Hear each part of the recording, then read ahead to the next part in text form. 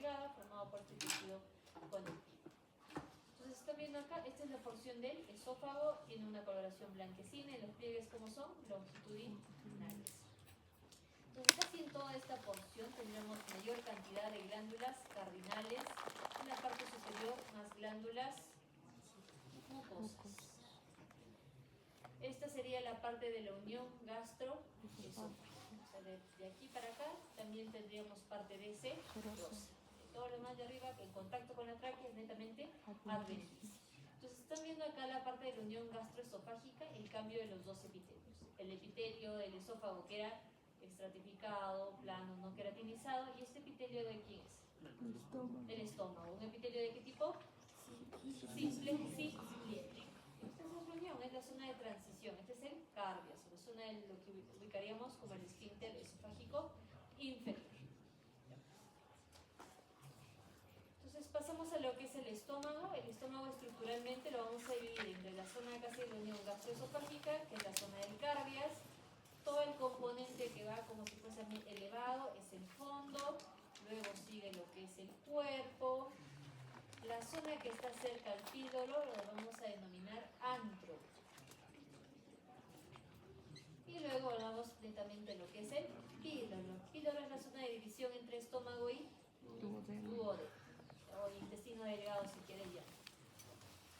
Van a tener diferentes tipos de secreciones que vamos a verlo a cada una de ellas. Estos son los pliegues gástricos que le vamos a dar un nombre especial. Entonces, estos pliegues gástricos de este epitelio simple cilíndrico, si ustedes se dan cuenta, son alargados, tienen un aspecto longitudinal de igual manera, y los vamos a denominar fositas gástricas, o también otro nombre son foviolas gástricas. Entonces, tienes pliegues, tienes foviolas o tienes fositas. Mucosa, submucosa, muscular y serosa, las cuatro capas. Entonces, dentro de lo que es la mucosa, tú te das cuenta, vas a tener un epitelio simple cilíndrico. Y esta mucosa lo vamos a dividir en tres zonas. Zona superficial, zona cervical y zona profunda. La superficial vas a tener células mucosas que están en todo el estómago. Las cervicales son la parte que están en esta zona, la zona más plegadas, como si fuese en la zona del cuello. Tiene células madre, también algunas células mucosas, pero cervicales. Y luego hablamos de la zona profunda. Esta es la zona profunda, donde están evidenciando como una especie de glándulas. Estas van a formar glándulas, estructura variable, y están en contacto obviamente con la muscular mucosal. Entonces tenemos acá parte de lo que es la mucosa del cardias, está a nivel de una distancia de 2 a 3 centímetros de lo que es la curvatura menor o la zona de unión escamo-columnar. Obviamente tienes la parte superficial de las glándulas mucosas, la zona cervical y la zona profunda, donde vamos a ver la formación de glándulas. Estas glándulas van a tener células mucosas, células endocrinas y las células productoras de ácido. Igual vamos a verla una por una. Si se dan cuenta, el estómago tiene este epitelio simple cilíndrico. Las que están más arriba, estas son las células mucosas superficiales. Estas que van hacia el lado de los pliegues sería como la zona cervical, la zona del cuello, que hemos dicho que hay entre células madre y también células mucosas. Y esto sería zona de la parte profunda, donde están formando una especie de glándulas, o sea, en forma de arito. Tenemos zona superficial, 25%, zona cervical con células madre y la zona más profunda, glándulas tubulares rectas. Acá tenemos dos células principales que vamos a ver entre las parietales, que son las productoras de ácido clorhídrico y factor intrínseco, y las principales que son productoras de enzimas, principalmente lo que es el pepsinógeno, que ahora lo vamos a explicar también uno por uno. A nivel del píloro van a tener células superficiales mayor cantidad, hasta un 50%. La zona profunda va a tener esta ramificación de las glándulas que vamos a tener y son mayores productoras de moco, las que están próximas a lo que es la zona del duodeno. Por eso la denominamos como si fuesen glándulas ya pilóricas. Entonces el epitelio, esto es un epitelio simple cilíndrico y vamos a tener 5 tipos de células mucosas, que ya las hemos dividido en superficiales, cervicales y profundas. Luego tenemos células productoras de ácido clorhídrico hablábamos de las parietales. Otro nombre que les puedo poner son las oxínticas. Las productoras de enzimas, que son las principales o también llamadas pépticas. Luego células madre y también células enteroendocrinas. Estamos viendo acá la distribución. Las más superficiales o las células mucosas con parte de células madres a la zona más cervical, células mucosas superficiales pero del cuello, las parietales o oxínticas. El chief significa principal o jefe, entonces las células principales o simógenas o también pepsinas y lo que son las enteroendocrinas. Acá vemos la distribución nuevamente y vamos a hablar de cada una de ellas. Entonces las mucosas superficiales, núcleos basales, si ustedes se dan cuenta tiene un aspecto más pálido como si fuesen células caliciformes, pero no son células caliciformes, también son parte productoras de moco, pero tienen como un citoplasma un poco más claro hacia la zona superficial. Mencionan que son como una especie de vacuolas de mucina o vacuolas de moco. Puede tener microvellosidades, pero bastante cortas a nivel superficial.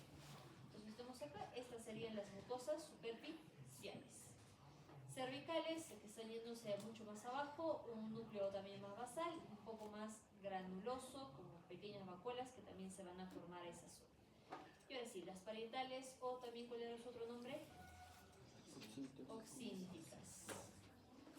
Estas producen ácido clorhídrico y factor intrínseco. ¿Qué características tienen estas células parietales? Tienen un citoplasma más eosinofílico pálido, es decir, se ven más rosadas, núcleos redondos, van a tener un aspecto de canalículos, gran cantidad de lo que son mitocondrias, un pequeño complejo de Golgi, retículo endoplasmático rugoso, y generan también gran cantidad de lo que es anhidrasa carbónica para los iones de hidrógeno, porque ¿qué me produce? Ácido clorhídrico. Es como se denomina de forma HC. Entonces, esta es la zona del hidrógeno que va a dar un componente ácido. Principales o simógenas o pépsinas. Porque, ¿qué me produce? Esto va a producir enzimas y estas tienen un color más basofílico pero con presencia de gránulos, a diferencia de lo que eran las parietales, que era un rosado claro. Entonces tiene estos gránulos, los núcleos también redondos y amplios, y estos me van a producir lo que es el pepsino. Por eso eran células o pepsinas, porque me producen pepsinógeno. Y si este pepsinógeno se une al ácido clorhídrico producido por ¿quién? Por las células parietales, me produce pepsina. Entonces, eso es solamente las principales me producen pepsinógeno, no pepsina. La unión con ácido clorhídrico recién me va a producir lo que es la pepsina. Y esta pepsina ya logra la formación de péptidos. Tenemos acá las dos, las rosadas, claras, núcleos redondos que eran parietales. ¿Qué me producen? Ácido clorhídrico y factor intrínseco. Chipsen o células principales o simógenas o pepsina que me producen pepsinógeno, que son un color más basofílico, que tienen un aspecto de gránulos y núcleos grandes y redondos.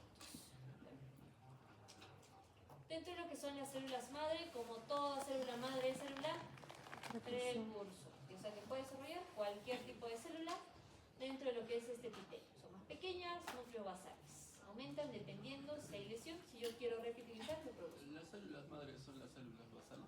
Claro. O sea, también se puede llamarle basales o células madre. Cualquiera de esos nombres puede encontrar. ¿Ya? Células endocrinas o neuroendocrinas, porque estas van a ser productoras de lo que son las hormonas. Son células más pequeñas, tienen una especie de gránulos que tú vas a encontrar a nivel de lo que es el citoplasma. No son muy fáciles de ver en la hematoxilina y eosina porque tienen un citoplasma más claro, a diferencia de la microscopía electrónica. Y vamos a tener qué cosa me va a producir cada una de estas células enteroendocrinas. Dentro de todo el tracto gastrointestinal vamos a ver que van a producir somatostat solamente a nivel de lo que es el fondo gástrico, la greguina. Dentro de lo que es duodeno, yeyuno, motilina. Dentro de lo que es también duodeno, yeyuno, el sería el polipéptido inhibidor gástrico. En todas las estructuras, péptido inhibidor vasoactivo. Dentro de lo que es duodeno, yeyuno e ilio, junto con lo que es ambos la secretina y la colecistoquinina, y lo que es más que nada de yeyuno a todo el componente estomacal, la gastrina. Son todo esto que van a producir las glándulas enteroendocrinas. Entonces, en la capa muscular del estómago mencionamos que habían tres capas: circular interna, oblicua y longitudinal externa. La diferenciación entre los otros epitelios. Intestino delgado. ¿Qué tipo de epitelio tiene el intestino delgado?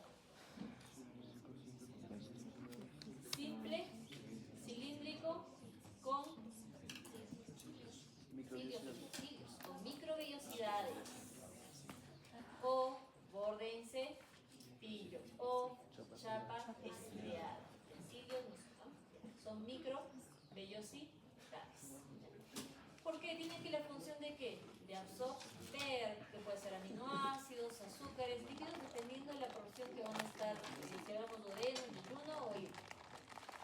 El tamaño que va a tener, 6 metros de longitud de la autopsia y 3 metros de longitud de los seres vivos, porque como está doblado uno con otro y no se puede estirar de una manera tan agresiva, solamente podemos decir 3 metros. A diferencia en la autopsia, sí puedo quitar parte del meso y ya puedo medirlo los 6 metros. Entonces, duodeno, yeyuno e ilio. El duodeno tiene una medida de 20 a 25 centímetros, es bastante corto, es la porción que va a ir detrás del peritoneo, por eso denominamos retroperitoneal y tiene forma de C.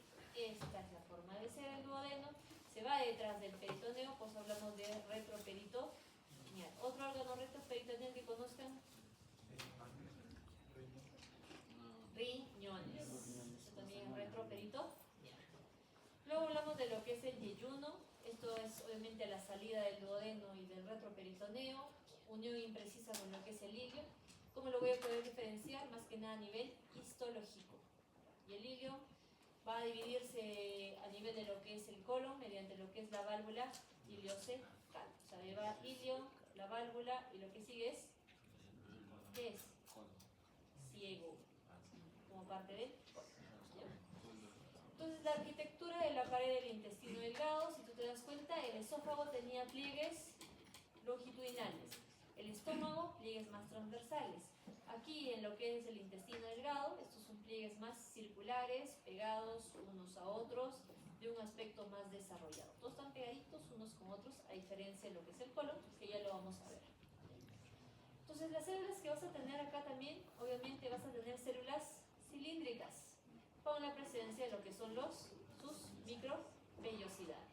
Vas a tener células caliciformes, vas a tener células endocrinas, la regenerativa, o también llamadas como eran las células madre o células basales, y otra célula importante que son las células de Panet. Vamos a ver cada una de ellas. Entonces, dentro de lo que es el estómago, a lo que es tu epitelio le llamábamos supositas gástricas, pliegues gástricos o foviolas gástricas. Dentro de lo que es la zona intestinal lo denominamos vellosidades. Estas vellosidades pueden tener 3 patrones: digitiformes, forma de hoja, en forma de cresta, mientras que recién nacidos niños a nivel de duodeno y yeyuno son más en forma de hoja o en tipo de hoja, en tipo de cresta, y en el patrón adulto es más digitiforme. Lo vamos a ver ahora. Entonces tenemos igual glándulas tubulares a nivel de lo que es la zona de la mucosa, y vemos acá el epitelio. Entonces, estas células cilíndricas con microvellosidades también le vamos a denominar enterocitos. Estamos a nivel de la zona intestinal. Células mucosas, o también llamadas caliciformes, Panet, endocrinas y madre, o regenerativas o basales, como quieran llamar. Entonces, aquí vemos lo que son los enterocitos, o estas células cilíndricas con microvellosidades. Por eso hablamos cilíndricas altas. Núcleos redondos hacia lo que es el tercio inferior, van yéndose hacia lo que es la parte de la base. Tienen un hipocáliz que va a tener lactasa, sacarasa, retirasa, lipasa y parte de lo que es fosfatasa alcalina. Tienes ribosomas, lisosomas, mitocondrias, Golgi, bastante desarrollados. características ultraestructurales para su labor de absorción, porque es parte de lo que era la chapa estriada, bote de cepillo, lo que son las microvellosidades. En las mucosas o caliciformes son las que tienen este citoplasma más claro. Estas son las células caliciformes, que tienen forma de copa. Estas están llenas de mucina, llenas de moco, que esta capacidad absortiva también parte de lo que es este epitelio cilíndrico, de lo que tiene a nivel intestinal. Son menos abundantes en duodeno y aumentan más en yeyuno e ilio. Células de Paneth. Estas células van a tener un citoplasma amplio con presencia de un aspecto de gránulos eosinofílicos, como si fuese un eosinófilo. Por eso es característico estas células de Paneth. Obviamente los núcleos son bastante grandes. ¿Cuál es la función netamente de Paneth? De secretar las sustancias, lo que son las defensinas. O sea, es como un sistema de defensa que va a tener propiamente la parte de la zona intestinal, porque esta secreción de defensinas van a proteger contra lo que son infecciones. Están hacia el nivel del fondo, de lo que es profundo de las criptas.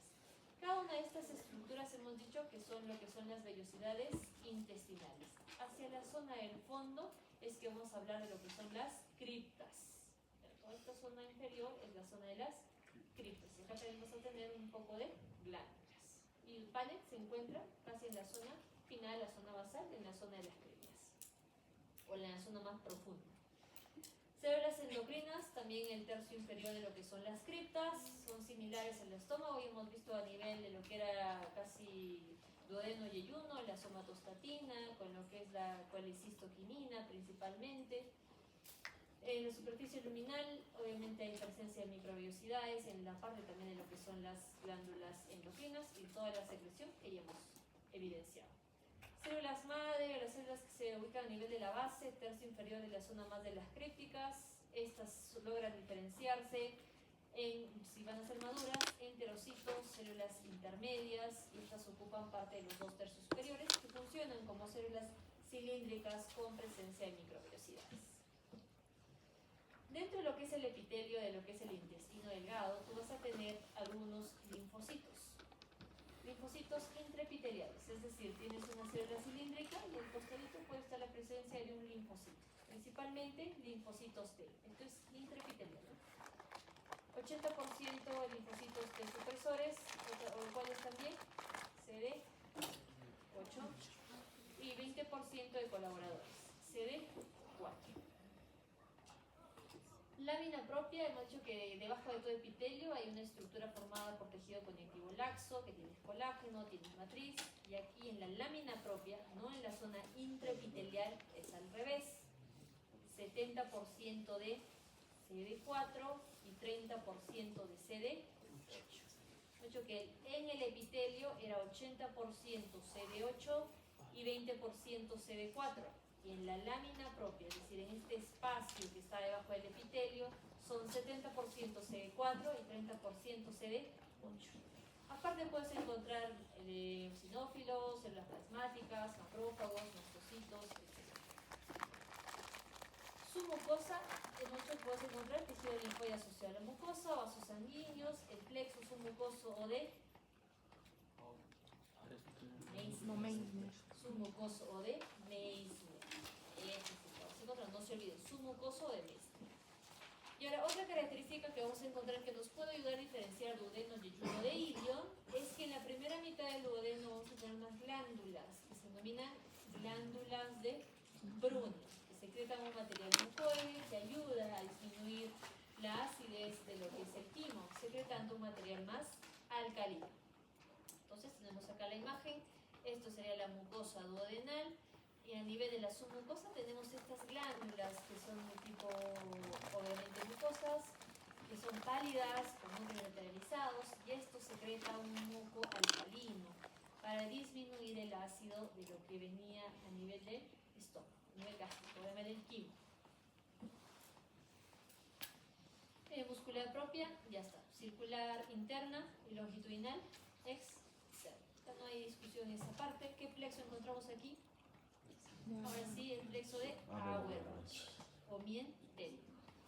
Entonces el duodeno es el hecho que es retroperitoneal, característica también que tiene glándulas de Bruni y que sus vellosidades tienen un aspecto foliado, un aspecto de hojita, un aspecto de cresta.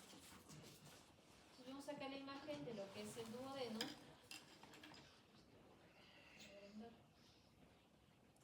Entonces todas estas formas, si ustedes ven, es una forma de hoja, es un aspecto más alargado. Esta sería la zona de las más basal, donde están las criptas gástricas, donde encontramos parte de lo que es panet. Esto es la parte de la submucosa, donde encontramos las glándulas de Brugger. ¿Qué me dividía? Mucosa de submucosa, muscularis mucosae. Yeyuno, característica de las vellosidades que son en forma de dedo. Esta forma digitiforme. Aquí no vas a encontrar Brunner, entonces nos puede ayudar a diferenciar entre duodeno y yeyuno.